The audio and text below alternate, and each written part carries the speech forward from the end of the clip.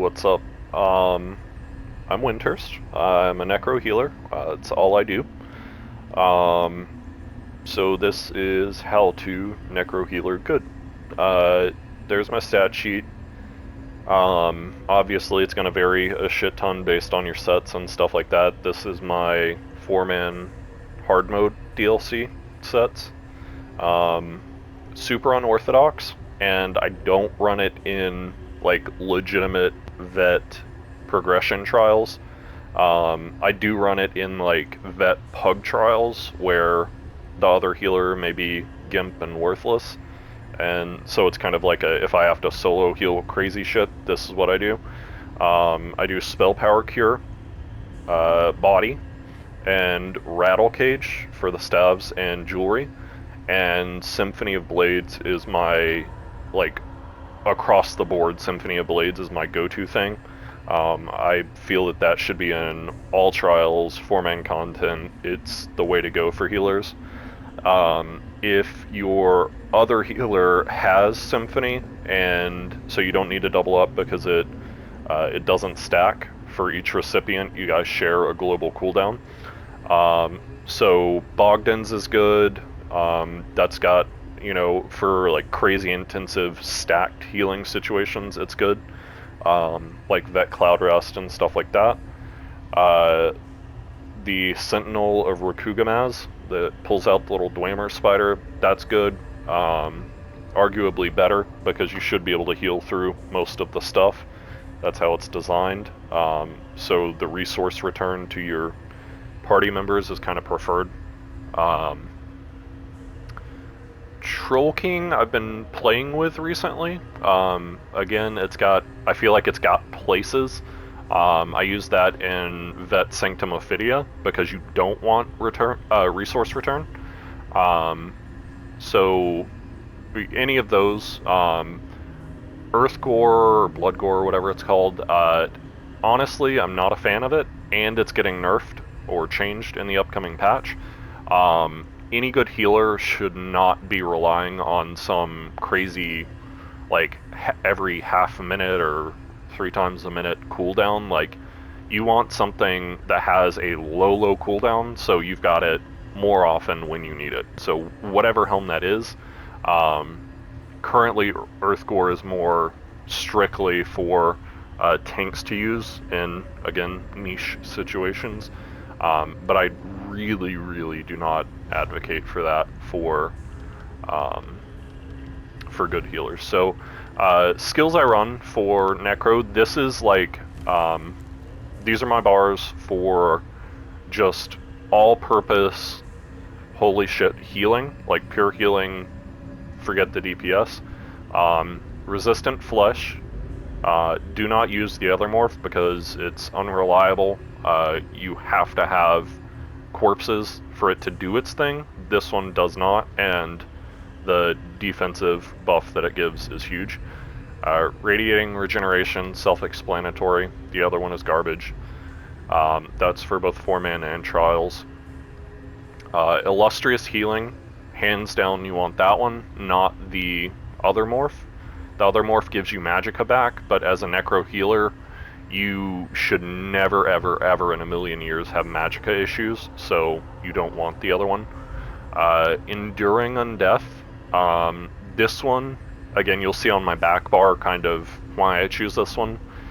Every now and again, you'll see championing the other morph that has a Dispel built into it. Again, I don't like that one because so many of the in-game mechanics you can't dispel. You're expected to heal through them specifically. So it may have some niche applications, but this one is 95% of your game content.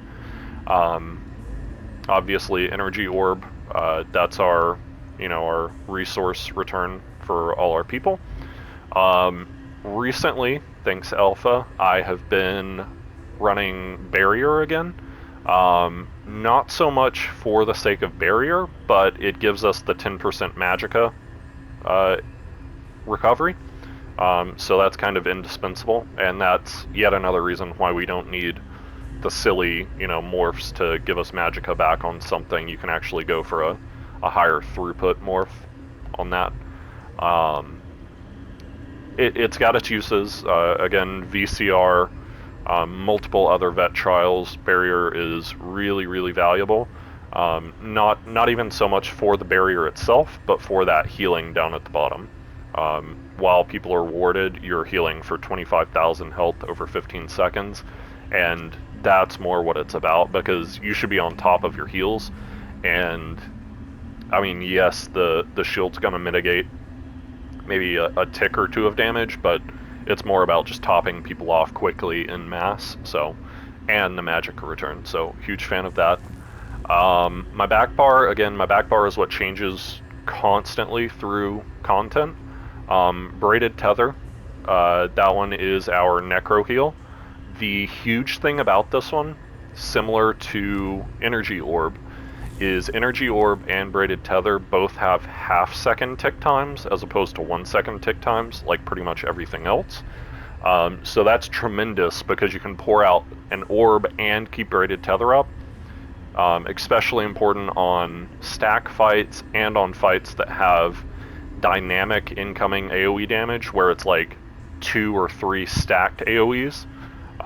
Example would be like Overchargers, even though those were nerfed recently. In AA or some of the other dungeons, I think Sanctum, where you may have 3 baddies not paying attention and stacking on each other, and those half-second tick times between Braided Tether and Energy Orb, it's just insanely helpful keeping people up and topped off, because both of those together are giving your Radiating Regeneration and Illustrious Healing and Enduring Undeath. It's giving all 3 of those that buffer time to actually tick at the 1-second mark, while those are ticking out at half-second. I use Summoner's Armor, Skeletal Arcanist, and Spirit Guardian. Obviously, Skeletal Arcanist, you're not going to use the Archer Stamina Morph. The Spirit Guardian, you want the one that is absorbing 10% damage, not the Intensive Healer. Intensive Healer takes too many of your global cooldowns, like that's more like a PvP morph or weird bad player morph, so don't do that one. Intensive Healer is a little bit attractive in that it's going to give you more corpse generation, but again, you shouldn't need that extra corpse generation if you're using a bar setup like this. Overflowing Altar, pretty indispensable. You want this morph, not the other morph. The other morph, I think, only gives like 3, 4, 6 seconds added on the duration, where this one, the synergy down at the bottom, gives you 65% max health return upon synergizing, as opposed to 40%. Example is Vet Cloud Rest when people get the healing curse. So it's super, super useful because it just straight goes through that. They get 65% regardless if they're cursed or not, so that's indispensable there. Some tanks will use that, so my 2 flex spots, oh, and obviously Aggressive Warhorn. My 2 flex spots are Braided Tether and Overflowing Altar. We will go down here.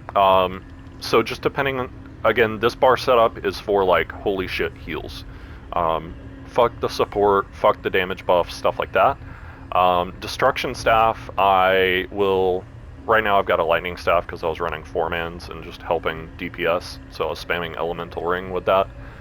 That's not something you're going to do in most scenarios, so Elemental Blockade is good. Under Gravelord, Unnerving Boneyard is good. Another thing that is super good is Empowering Grasp under the tank tree, Bone Tyrant. Empowering Grasp, you've got some crowd control stuff. You've got an Immobilize, a Snare, and a Stun in the 3 grabby hands. The key part of it, though, is you grant Empower to all of your allies that you're hitting.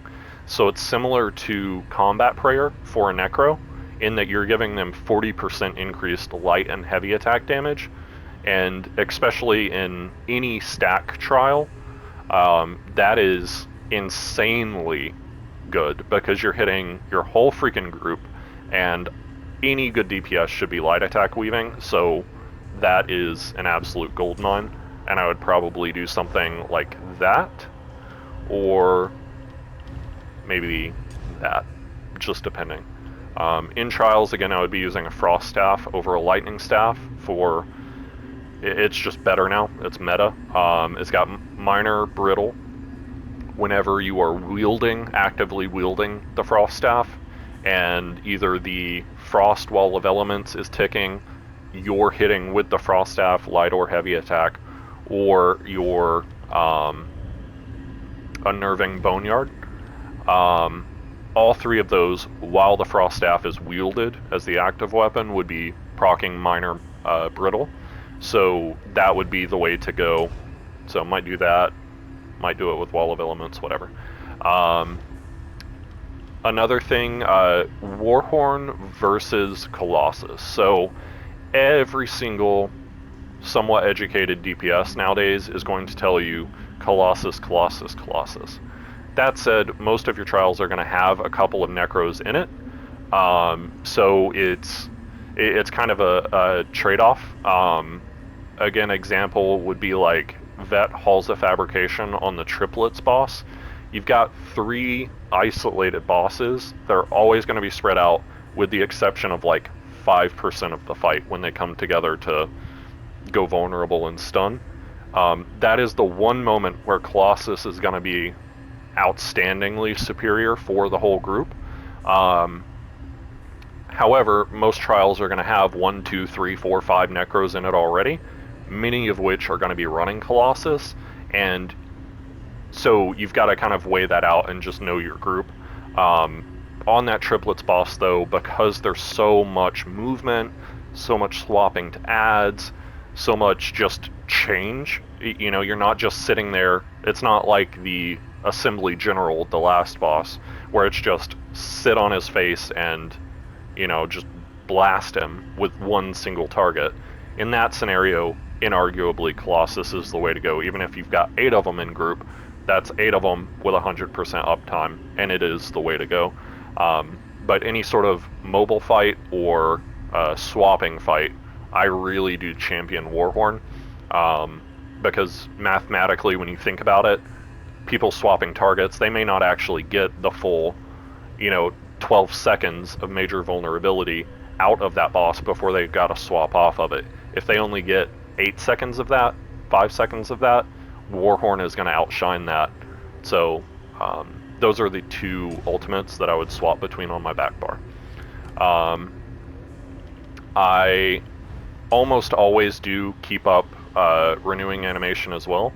So, whatever mix of those you choose, typically I would do like renewing animation on the back bar and barrier on the front bar if it's a healing intensive fight, because again, that's going to give me my Magicka regen on my primary that I have up most of the time, and then I've got my oh shit, let's get up the baddies on the back bar. Trying to think what else.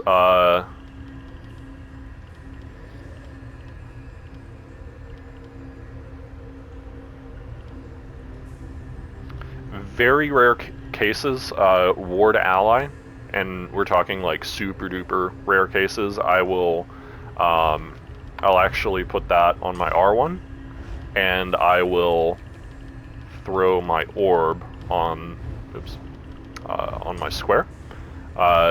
That's easy enough to spam like that.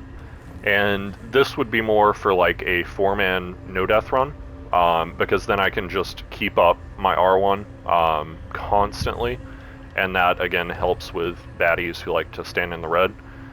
Ward ally is pretty expensive to be a spammable, but again, if you've got your Mender up, that's giving you the Undead Confederate regen, 200 Magicka, I think, at all times, and you've got your Reviving Barrier here that's, that's probably 60 to 80% of your bar time is on this one, so you've got increased regen there.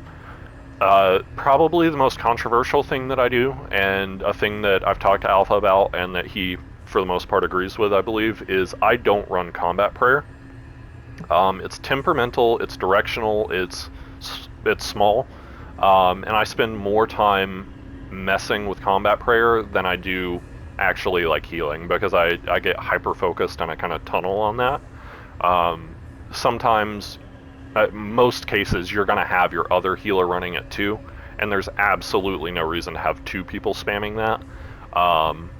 So I mean, I trust Alpha to keep that up when it's appropriate, and I'm doing my empowering grasp, like I was talking about. So I feel that that is a better complement, and I'm able to socket that on my back bar, which is my support bar, so on and so forth.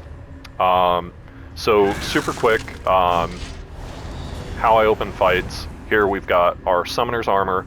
I bring up Spirit Mender first, then Arcanist. Going to be spamming regenerations. Should be keeping that up on all people at all times.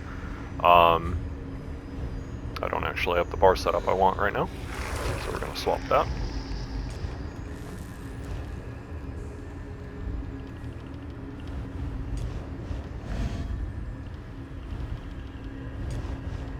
Alright, so from the start, Summoner's Armor, Spirit Mender, Arcanist. And the idea here, do I need the armor? No. Do I need the Arcanist? No. It's negligible. I mean, the survivability that I get out of Summoner's Armor is profound. Like, I can solo the last part of Fang Layer hard mode with that. But what it's about is, now I've got 3 corpses. So I'm going to pull that up, get my tether up, I've got my AoE up, I can drop orbs, drop Illustrious Healing, regen, regen, regen, regen, bring it up, keep my altar up, regen, regen, regen, regen, time to renew the Illustrious Healing, orb, and you can break these off early, pull up your tether, get your AoE back down. So obviously healing is dynamic, there's no precise rotation, but that's my general vibe if it's a healing intensive fight. And again, all that is about your corpse generation, because if you're only running one of those, you're forced to choose, do I want tether or do I want, you know, the healing rune on the ground. That's pretty much it. Resistant flesh, you know, for oh shit moments. Not only is it an enormous heal, especially when your target is low, but it's giving them basically, you know, like Summoner's Armor, that level of added survivability from resistant flesh. So whether you're tank healing, or you're just healing a baddie, or maybe you're ice prison healing, or, you know, whatever, that is your situational spammable. The other nice thing about that is, as you can see on my debuff bar down there, that's applying the minor maim to you, which is actually a buff when you think about it under your healing tree. That is what traditionally is going to proc Curative Curse. So by just throwing out that one, you are getting 8% healing done. In addition to that, every heavy attack with your Resto Staff is giving you the, I don't know the names offhand, sorry. Major Mending from Essence Drain. So you've got 3 seconds, increased healing by 16%, plus your Curative Curse, which is 8%. So that right there, you're looking at 24%, just from a heavy attack resistant flesh. And then you can throw down, because you've only got about 2 casts after that combo, with both buffs stacked. So you may choose to do an orb, you may choose to bring up your tether, you may choose to do an illustrious healing. Obviously you want it to be something that is going to be like a prolonged effect to really maximize those 2 debuffs, or buffs, debuffs, for the augmented healing. So whatever you choose in the moment, yeah. So that's my how to Necro heal good. I'm sure there's 1,000 different spins on that you could do, but hopefully that helps, and good luck.